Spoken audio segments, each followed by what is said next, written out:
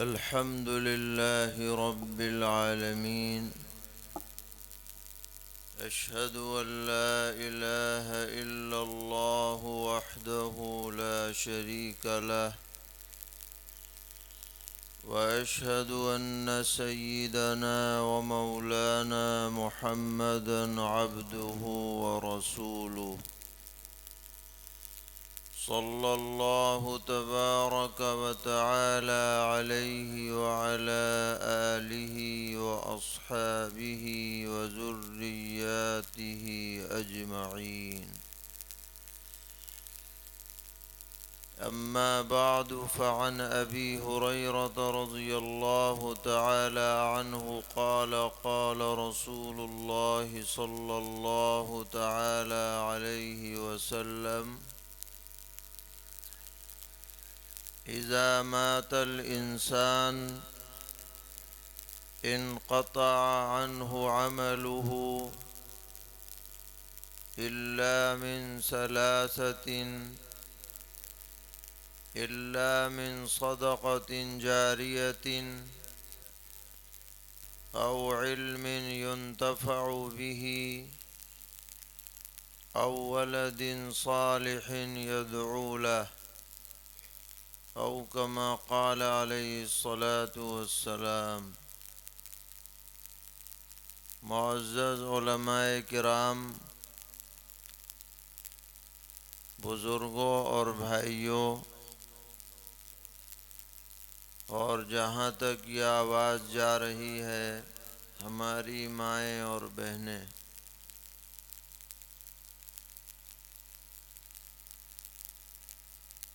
آج ہم یہاں دینی مقصد سے جمع ہوئے ہیں، اپنے آرام کو چھوڑ کر دیگر مشاغل کو چھوڑ کر علماء کے بیانات سننے کے لیے مدرسے کی نسبت سے ہم یہاں حاضر ہیں، تو ہمارا یہاں پر بیٹھنا جبھی کارآمد ہوگا جب ہم دین کی باتوں کو سنیں، یاد رکھیں اور ان پر عمل کی کوشش کریں۔ محض تقریر سن لینا یا مجمع میں شریک ہو جانا کافی نہیں ہے، یہ ایک ذریعہ ہے دین پر چلنے کا، مقصد نہیں ہے۔ مقصد ہے کہ ہماری زندگی میں دین آئے اور ہمارے اندر آخرت یعنی مرنے کے بعد والی زندگی کے بارے میں فکر پیدا ہو، یہ سب سے اہم چیز ہے۔ سرور عالم صلی اللہ تعالی علیہ وسلم نے صحابہ کرام رضی اللہ عنہم کا معاشرہ اسی طرح کا بنایا تھا کہ ان کے پیش نظر ہر وقت آخرت کی زندگی رہا کرتی تھی۔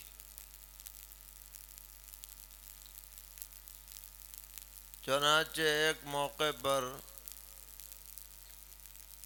نبی اکرم علیہ السلام کی خدمت میں کچھ ریشم کے رومال بھیجے گئے اور وہ بہت شاندار تھے، اس زمانے کے اعتبار سے بہت قیمتی اور بڑے نرم اور بڑے اچھے۔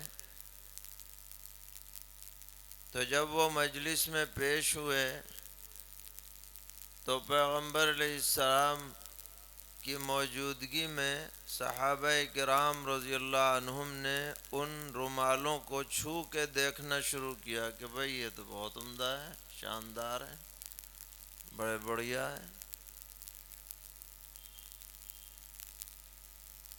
تو اسی زمانے میں کچھ دن پہلے مدینہ منورہ کے ایک بڑے صحابی تھے، حضرت سعد ابن معاذ رضی اللہ تعالی عنہ، جو انصاری قبیلے کے سردار تھے۔ ان کی شہادت کا واقعہ پیش آیا تھا کچھ دن پہلے۔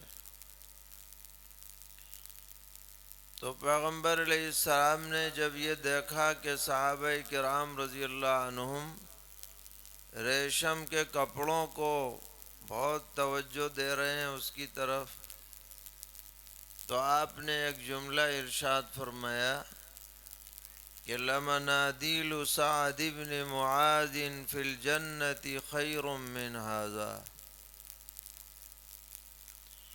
کہ میاں دنیا کے کپڑوں پہ لٹو ہوئے جا رہے ہو، سعد ابن معاذ کو جنت میں جو رومال ملیں گے وہ اس سے کہیں اچھے ہیں۔ بس یہ جملہ سنتے ہی صحابہ نے اپنے ہاتھ کھینچ لیے اور نظر چلی گئی جنت کی طرف۔ یہ تھی پیغمبر علیہ السلام کی تربیت کہ بھئی دنیا تو فانی ہے،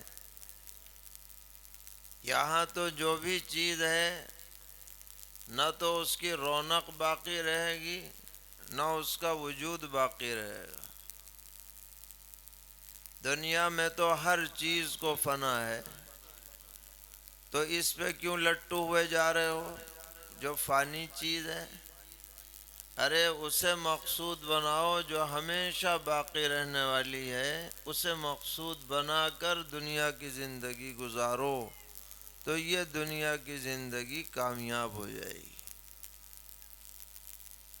اگر آج ہمیں بہت مال و دولت مل جائے لیکن ہم نماز روزہ نہ کریں، بس ہائے مال وائے مال میں پڑے رہیں، تو کب تک ہم اپنے مال سے فائدہ اٹھا پائیں گے؟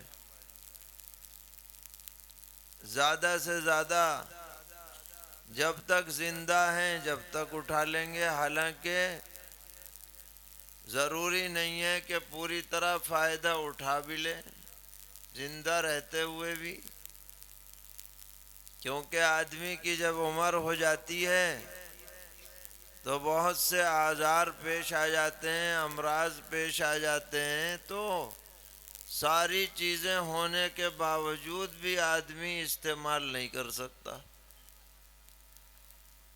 اب شوگر ہو گئی تو میٹھا نہیں کھا سکتے، بلڈ پریشر ہو گیا تو تلی ہوئی چیز نہیں کھا سکتے، اور کوئی خرابی ہو گئی تو فلاں پہ پابندی لگ گئی، ہیں جناب سیٹھ صاحب کروڑ پتی ہیں، آگے پیچھے سب ہے، کھا نہیں سکتے۔ تو بھائی دنیا کا تو حال یہ ہے کہ یہاں رہتے ہوئے بھی آدمی پوری طرح فائدہ نہیں اٹھا پاتا، تو ان کو اگر مقصود بناؤ گے تو خسارہ ہی خسارہ ہے۔ آخرت کی نعمتوں کو مقصود بناؤ، ان کو حاصل کرنے کی فکر کرو، اپنے نامہ اعمال کو روشن رکھو، کام ایسے کر کے جاؤ کہ دنیا سے چلے جاؤ مگر ثواب کا اور اجر کا میٹر چلتا رہے۔ یہ ہے عقل مندی کی بات، دانش مندی کی بات۔ سرور عالم صلی اللہ تعالی علیہ وسلم نے فرمایا اذا مات الانسان انقطع عنہ عملہ، جب آدمی مر جاتا ہے تو عمل کا سلسلہ بند، مر گیا، ہل جل نہیں سکتا، بول نہیں سکتا، نماز نہیں پڑھ سکتا، قرآن نہیں پڑھ سکتا، تسبیح نہیں پڑھ سکتا، روزہ نہیں رکھ سکتا، اور کوئی نیکی نہیں کر سکتا، مر گیا، انقطع عنہ عملہ، فائل اس کا بند ہو گیا۔ لیکن پیغمبر علیہ السلام فرماتے ہیں کہ اگر اس نے پہلے سے 3 کام کر رکھے ہوں تو عمل کا سلسلہ بند ہونے کے باوجود اجر و ثواب کا سلسلہ جاری رہ سکتا ہے۔ بے شک وہ عمل نہیں کر پائے گا، مگر جو دنیا میں اس نے انتظام کر دیا زندگی میں، اس کا اثر اس کے بعد بھی باقی رہنے والا ہے۔ وہ 3 طرح کے انتظامات ہیں۔ نمبر 1، الا من صدقۃ جاریۃ، کہ آدمی دنیا میں کوئی صدقہ جاریہ کا انتظام کر کے جائے، مدرسے میں پیسہ لگا دے، مسجد بنوا دے، کنواں کھودوا دے، کہیں ضرورت ہو تو سمر سیبل لگا دے، لوگوں کے لیے کہیں سائبان بنا دے، اور کوئی خلق خدا کے فائدے کے لیے کوئی انتظام کر دے، جب تک یہ صدقہ جاریہ باقی رہے گا اس آدمی کے ثواب میں اضافہ ہوتا چلا جائے، اگرچہ وہ دنیا سے جا چکا ہے، اگرچہ وہ قبر میں اس کا گوشت پوش مٹی میں مل چکا ہے، لیکن صدقہ جاریہ اس نے کیا تو نامہ اعمال میں اجر و ثواب اس کا بڑھتا چلا جائے گا۔ آج اس کی اہمیت کا ہمیں اندازہ نہیں ہے۔ مرنے کے بعد قیامت میں جب ہمارا فائل کھلے گا اور ہم دیکھیں گے کہ بھئی بڑی نیکیاں لکھی گئی ہیں، چٹے کے چٹے لگے ہیں، پوچھا جائے گا کہ یہ کہاں سے نیکیاں آ گئی، میں نے تو اتنی نیکیاں نہیں کی تھیں۔ جواب دیا جائے گا تم نے فلاں صدقہ جاریہ کا انتظام کیا تھا تو تمہاری نیکیاں اس لیے بڑھ گئیں۔ تو آج ہمارے پاس موقع ہے، جس کے پاس جیسی وسعت ہو وہ اپنی آمدنی کا کچھ حصہ صدقہ جاریہ میں ضرور لگائے، تاکہ مرنے کے بعد بھی اس کی نیکیاں بڑھتی رہیں۔ اور فرمایا او علم ينتفع به، یا کوئی علم چھوڑ کر کے جائے جس سے امت فائدہ اٹھائے۔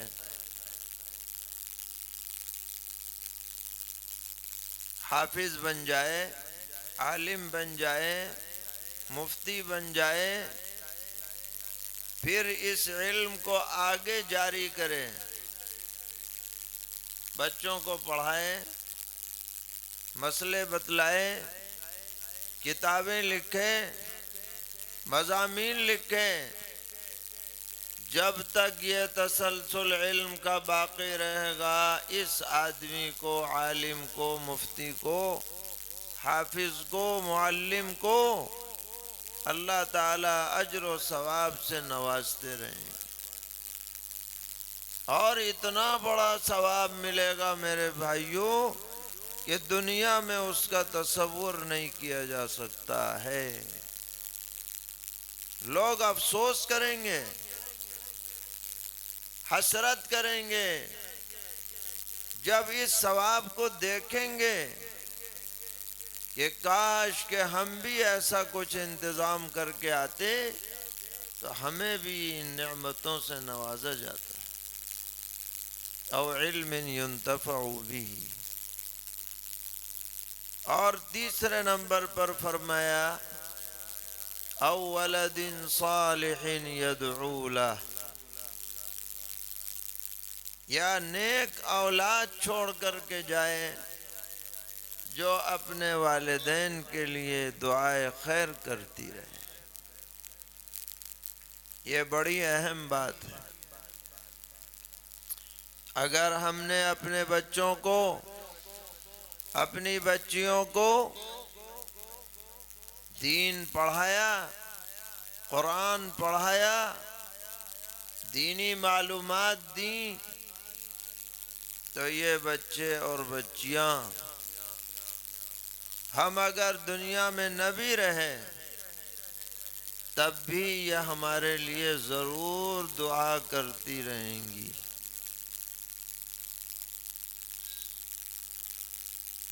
اور اگر آپ نے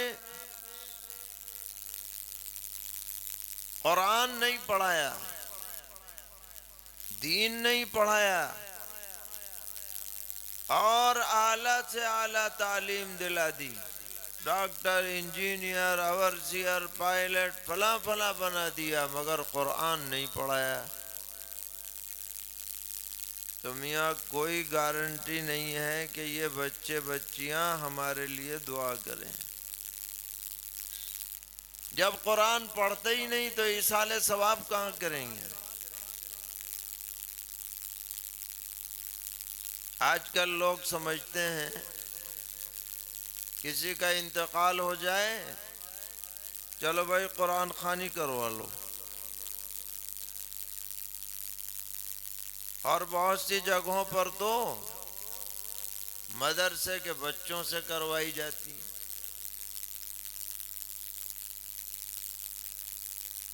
گھر بلا کر کے، اور اگر آ گئے بچے یا پڑھنے والے تو لوگ بہت خوش ہوتے ہیں کہ بے ابا کا حق ادا ہو گیا، اتنی بڑھیا قرآن خوانی کروا دی. یہ سمجھتے ہیں لوگ. حالانکہ یہ بچے جن کو آپ بلا رہے ہیں قرآن خوانی کے لیے، ان کو آپ کے ابا سے کیا غرض ہے؟ نہ لینا ایک نہ دینا دو. یہ اگر کہنے سننے سے چلے بھی جائیں گے تو جی لگا کے قرآن نہیں پڑھیں گے، ٹپا مار مار کے پڑھیں گے. آپ خوش ہو رہے ہیں کہ جی پارا پورا ہو گیا. اب ہر ایک کو کون دیکھ رہا ہے؟ آدھا پڑھا آدھا نہیں پڑھا. کیونکہ انہیں تو آپ کے ابا سے کوئی غرض ہے نہیں، وہ تو کسی اور بات کی وجہ سے آئے، نظر ان کی دوسری چیز پہ ہے، پڑھنے پڑھانے پہ نہیں ہے. اور اس سے آگے بڑھیے، اگر انہوں نے پڑھ بھی لیا یا جو کچھ بھی پڑھا، جب دعا کرنے کا نمبر آیا تو اپنے ابا کو بھیج دیا، بلایا آپ نے کہ میں نے جو پڑھا میرے ابا کو ملے، میری اماں کو ملے. اور آپ خوش ہو رہے ہیں کہ آپ نے بلا لیا اور قرآن خوانی کرا دی.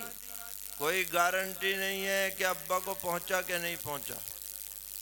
ہاں، اگر بچوں کو قرآن پڑھاؤ گے، دین پڑھاؤ گے، تو یہ گارنٹی دی جا سکتی ہے کہ یہ بچہ جب بھی پڑھے گا، اپنے لیے جب دعا کرے گا تو ماں باپ کے لیے پہلے کرے گا. بتاؤ ایسا ہے کہ نہیں ہے؟ تو اگر گارنٹی چاہیے کہ ہمارے لیے دعائے خیر کا انتظام ہو ہمارے جانے کے بعد، تو بچوں کو قرآن پڑھائے بغیر چارے کار نہیں ہے. اس لیے یہ مدرسے میرے بھائیوں قائم ہیں، یہ مکاتب قائم ہیں. ان میں آپ اپنے بچوں کو بھیجیے، بچیوں کو بھیجیے. جو بڑے ہو گئے ہیں، جوان ہو گئے ہیں، ابھی تک انہوں نے قرآن نہیں پڑھا، ان کے لیے تعلیم بالغان کا انتظام کیجئے، تاکہ یہ بچے ہماری آنکھوں کی ٹھنڈک بنے، دل کا سرور بنے، گھر کا ماحول دین والا بنے، اور ہماری موت کے بعد یہ ہمارے کام آئیں۔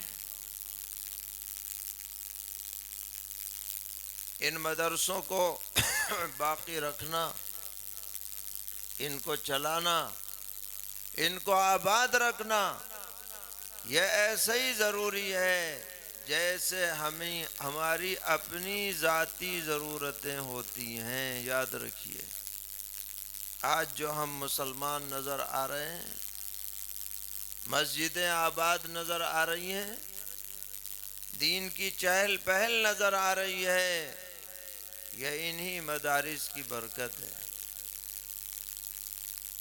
اس میں دامے درمے قدمے سخنے جیسے بھی ہو، ہمارا تعاون رہنا چاہیے، سعادت سمجھ کر کے اس کا تعاون کرنا چاہیے۔ اللہ تعالی ہم سب کو توفیق عطا فرمائے، اور دنیا آخرت میں اپنی رضا اور خوشنودی سے مالا مال فرمائے، اس پوری بستی پر رحمتوں کا نزول فرمائے، اس مدرسے میں خیر و برکت کے فیصلے فرمائے، یہاں کے پڑھنے والے بچوں کو علم نافع عطا فرمائے، اساتذہ، منتظمین، معاونین سب کو جزائے خیر عطا فرمائے۔ وصلی اللہ تعالی علی خیر خلقہ محمد وعلی آلہ واصحابہ وذریاتہ اجمعین۔